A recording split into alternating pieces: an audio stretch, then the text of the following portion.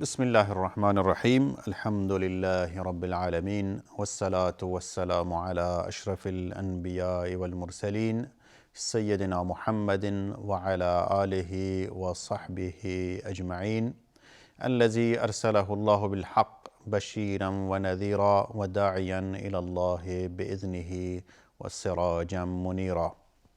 قال الله تبارك وتعالى انك لعلى خلق عظيم.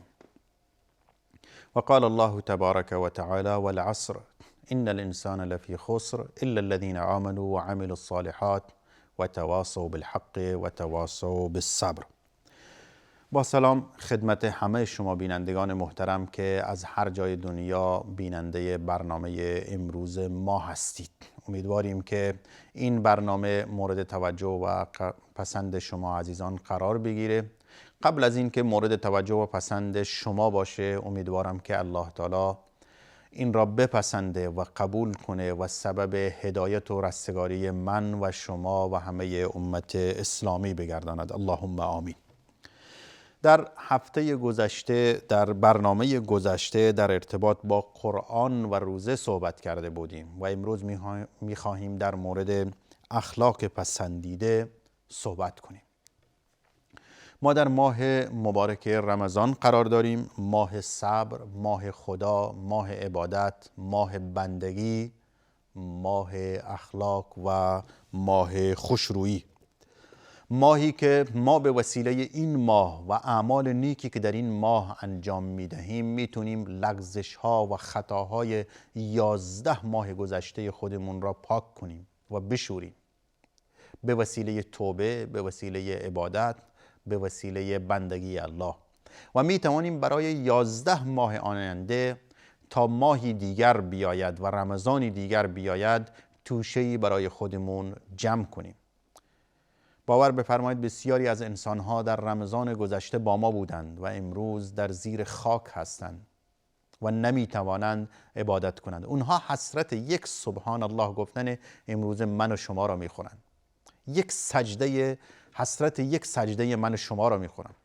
باور بفرمایید یک کلمه نیکی که ما امروز بر زبان میاریم، یک کار خوب و اعمال نیکی که انجام میدیم، یک لبخندی که با خوشرویی و خوش اخلاقی به روی برادر خودمون میزنیم، آنهایی که امروز زیر قبر هستند، زیر خاک هستند، داخل قبر هستند، حسرت همین لبخند را میخورند که کاش ما امروز زنده بودیم و با خوش اخلاقی و خوشرویی و سبحان الله و الحمدلله گفتن با تسبیح و تلاوت می توانستیم اعمال خودمون را در واقع بیشتر کنیم.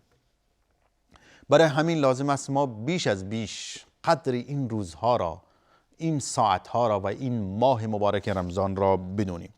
یکی از صفاتی که انسان مسلمان همیشه و در همه حال زندگی خودش نیاز به آن داره اخلاق حسنه و اخلاق پسندیده هست و این که حسن الخلق داشته باشه.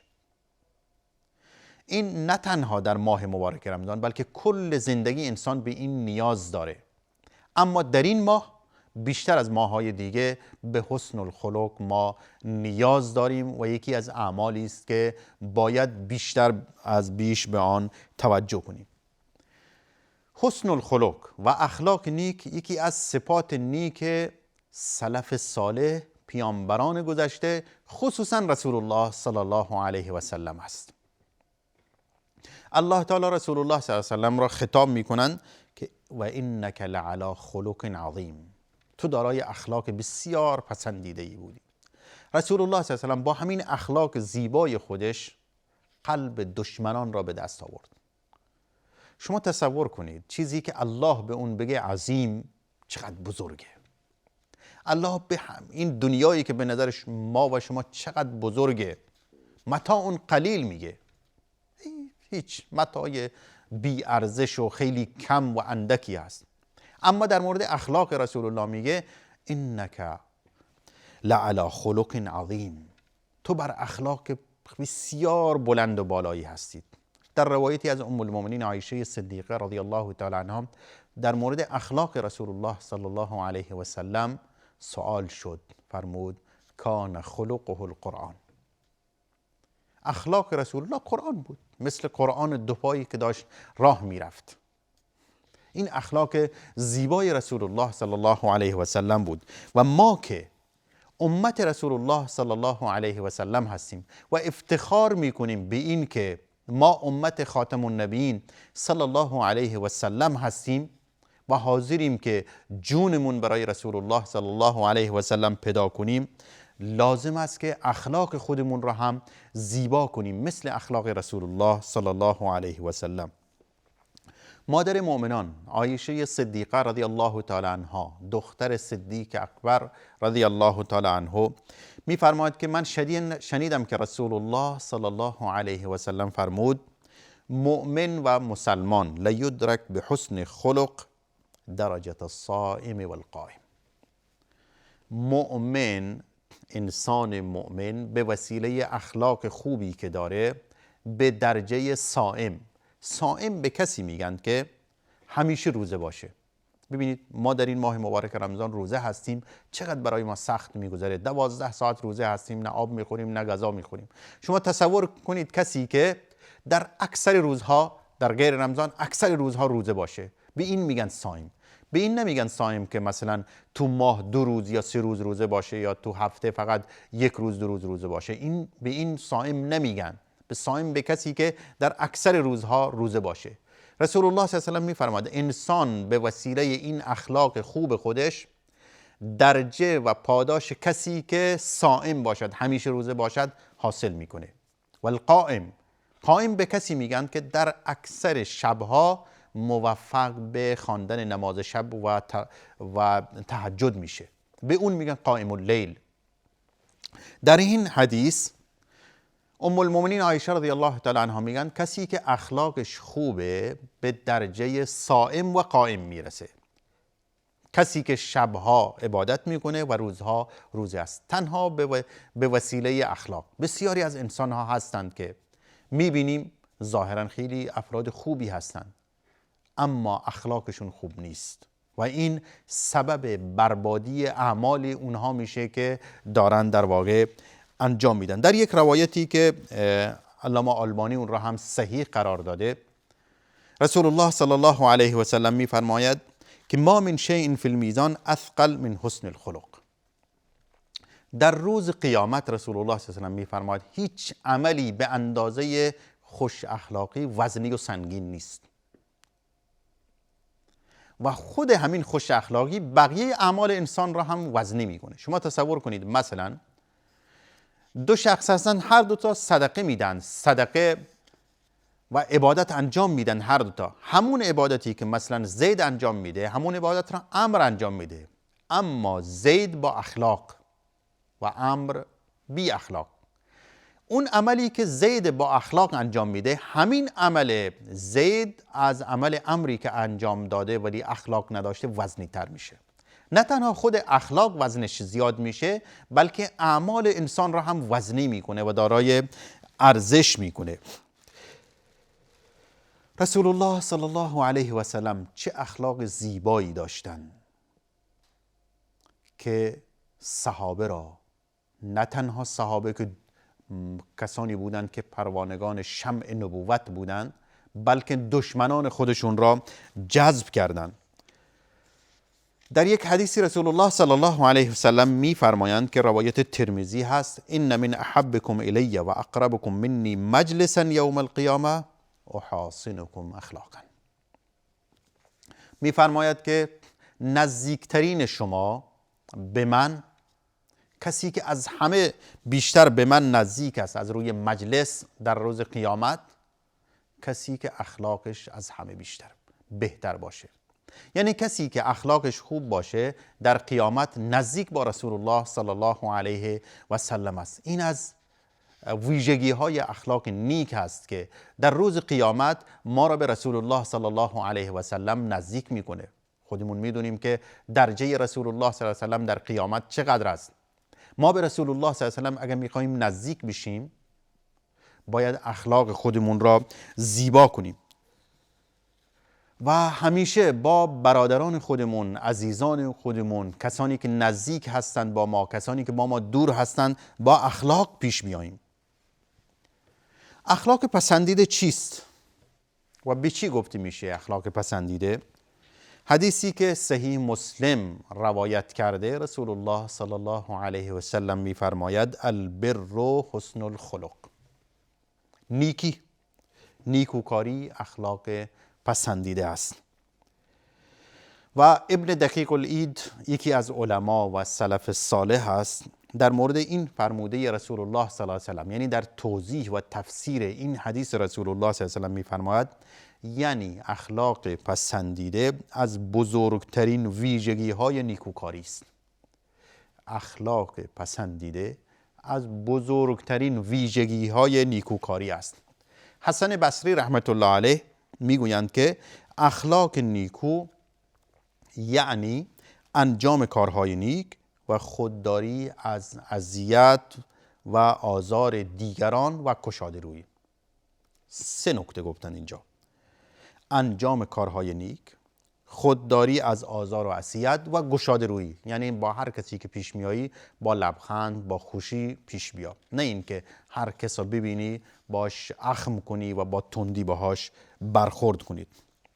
ابن قیم جوزی رحمت الله علیه در مورد اخلاق نیکو میگه که اخلاق نیکو بر 4 ستون استوار است و هر یکی را در واقع جدا جدا تفسیر و توضیح میکنه: صبر، پاکدامنی، شجاعت و دادگری. صبر، پاکدامنی، شجاعت و دادگری. و در توضیحش میفرماید که صبر انسان را به فرو بردن خشم و خودداری از آزار و اذیت و نرمخویی میرسونه. ما در حلقات ابتدایی برنامه در مورد صبر صحبت کردیم که صبر چه نتایجی داره و چقدر لازم است که در زندگی ما صبر داشته باشیم و این ماه صبر است. یکی از نامهای این ماه که رسول الله صلی الله علیه و سلم آن را در این ماه به آن نامگذاری کردند، شهر الصبر، ماه صبر است. و اخلاق نیکو بر 4 ستون استوار است. اولین و مهمترینش این صبر است.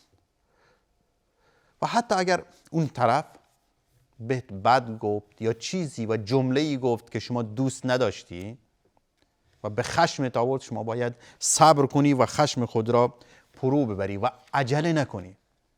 من گفتم یه بار که انسان بعضی وقتا با بی‌صبری و عجله کردن مرتکب کاری میشه که همه زندگی پشیمان میشه. پس نیاز است که ما ابتدا صبر داشته باشیم. اما دومی پاکدامنی از پایه های در واقع گفتم خدمت شما که اخلاق نیکو است. پاکدامنی شخص را برخورداری از گفتار نیک. انسانی که پاکدامن است هم هیچ وقت سخن زشت نمیگه، فحش و ناسزا نمیگه، بدگویی نمیکنه، یعنی در سرشتش نیست. انسان پاکدامن زشتگویی نمیکنه، بدگویی نمیکنه، سخنان زشتی نمیگه که در واقع سبب بشه که یک شخص دیگه ناراحت بشه، بخل نمیکنه. و شجاعت، سومین پایه در واقع اخلاق نیکویی شجاعت است. شجاعت انسان را به عزت نفس میرسونه. انسانی که عزت نفس داشته باشه خودش را پیش کسی ذلیل نمیکنه. این تکبر نیست، اما نباید انسان خودش را خصوصا پیش افراد متکبر ذلیل کنه. با اونها با اخلاق برخورد کن، اما خودت را و عزت نفس خودت را در واقع نگه دار. بذل و بخشش میکنه انسانی که شجاعت داره و همیشه توجه میکنه که به وسیله بخشش و صدقات و خیرات دل مردم را با اخلاق زیبای خودش به دست بیاره. و 4مین چیزی که در مورد پایه های در واقع اخلاق نیکو فرمودن دادگری. دادگری یعنی عدالت، یعنی میان روی، یعنی اینکه انسان افراط و تفریط نکنه، نه زیاده روی کنه نه کم روی کنه. همیشه انسان در زندگی خودش میان رو باشه و این را در تمام مراحل زندگی خودش باید توجه کنه. که انسانی در واقع میان رو باشه و همین میان روی انسان را به اخلاق نیکو، به سخاوتمندی و کارهای نیک انسان را وامی داره. نه انسان، کسی که مثلا شما تصور کنید کسی که میخواد بذل و بخشش کنه، نه به این معنا که تمام زندگی خودش رو میبخشه و خودش مجبور میشه که دریوزه‌گری کنه و بره پیش مردم که بگه من هیچی ندارم به من کمک کنید، و نه این که مال و ثروتی اگر داره طوری نگه داره پیش خودش که حتی 1 تومن هم به کسی در واقع صدقه نکنه. اما انسان باید همیشه میانه رو باشه در تمام مراحل زندگیش و این هم تجربه ثابت کرده افرادی که میانه رو بودن هرگز شکست نخوردن. اما افرادی که حتی در مسائل دینی و مذهبی زیاده روی کردن یا تند روی کردن همیشه در آخر شکست خوردند و عقب نشستند و دست از میانه روی در واقع آخرش میانه روی کردند و دست از سختگیری برداشتند. همچنین از جنید بغدادی رحمت الله علیه در مورد اخلاق نیکو نقل شده که می‌فرماید 4 چیز بنده را به بالاترین درجات میرساند. 4 چیز بنده را به بالاترین درجات میرساند اگرچه علم و عمل او اندک باشه. یعنی اگر این 4 چیز در وجودش باشه، علم و عملش زیاد نباشه، اندک باشه، اما به درجات بالا میرسه. یکی شکیبایی، ما چند روزه در مورد شکیبایی و صبر صحبت میکنیم. شکیبایی به معنای صبر. یکی شکیبایی. دوم فروتنی این تواضع، تکبر نداشته باشه. و سخاوتمندی، انسان سخاوتمند نزد الله تعالی محبوب است. و اخلاق نیکو که انسان را به کمال ایمان میرسه.